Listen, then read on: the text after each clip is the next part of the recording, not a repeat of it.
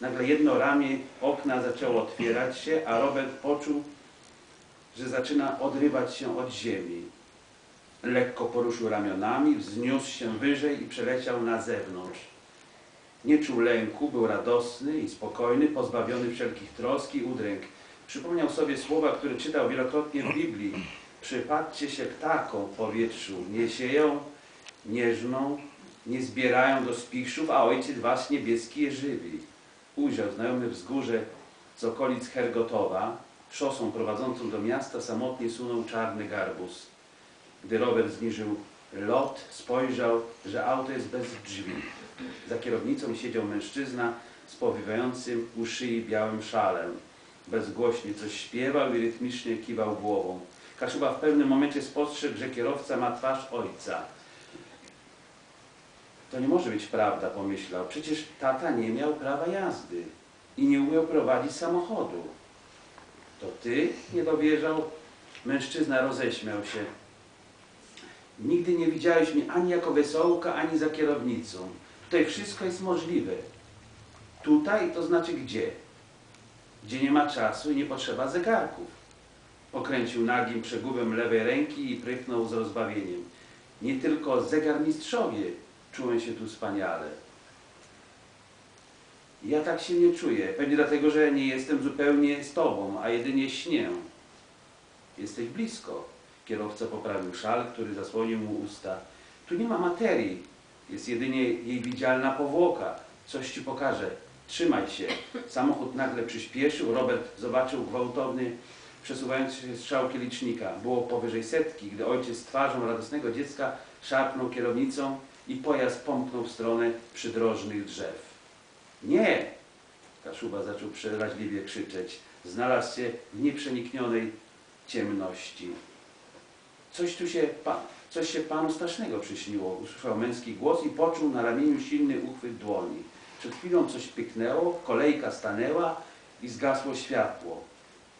To musi być jakaś potężna awaria, bo nigdzie nie widać nawet głupiego światełka. A gdzie teraz jesteśmy?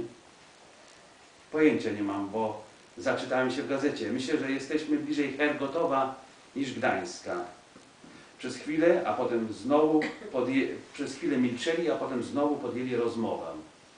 Okazało się, że obaj byli na tym samym pogrzebie, ale się nie widzieli. Kiedy przedstawili się sobie, Robert pytał z naciskiem. Naprawdę? Ten Czarnowski, Jan? Pewnie, że ten. Mężczyzna roześmiał gdzieś cicho. Czarnowski, z Czarnowa, we własnej osobie. Przeczytałem powielokroć wszystkie pana wiersze, opowiadania, powieści, łącznie z tą ostatnią. Łedzin pyli se w doce. Jomą przeczeci, że we możecie po naszemu belno gadać. Pisarz nagle odezwał się po kaszubsku, wyraźnie zachęcając do rozmowy w tym języku.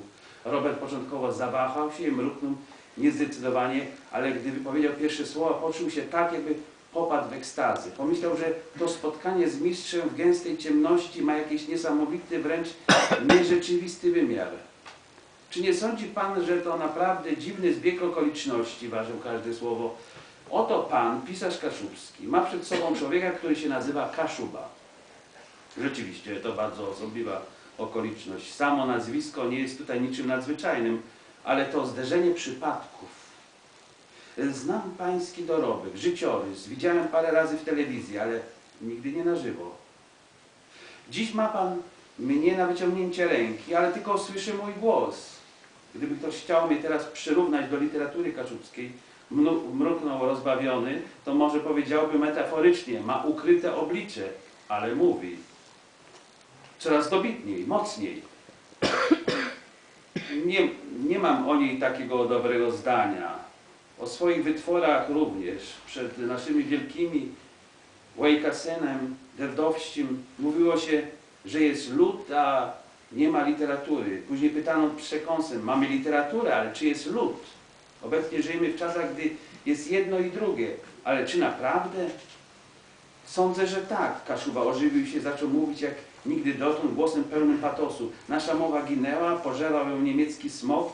Wtedy pojawili się wielcy synowie tej ziemi z szablą i tarczą literatury, umierali w osamotnieniu. Wydawało się, że ponieśli klęskę, ale potem przyszli następni i podnieśli oręż walki o przetrwanie naszego macierzystego języka. Może ubywa nam ludu, to znaczy tych, którzy po kaszubsku mówią, ale rycerzy broniących Kaszubszczyzny jest coraz więcej.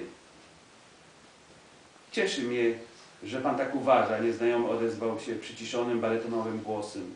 Pisarz kaszubski to naprawdę dziś brzmi dumnie, ale czasami odnoszę wrażenie, że zostałem uwięziony w złotej klatce.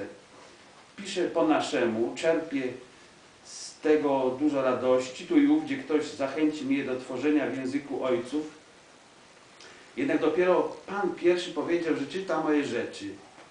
Dziś mamy takie czasy, że przez internet można dostać się do bibliotek,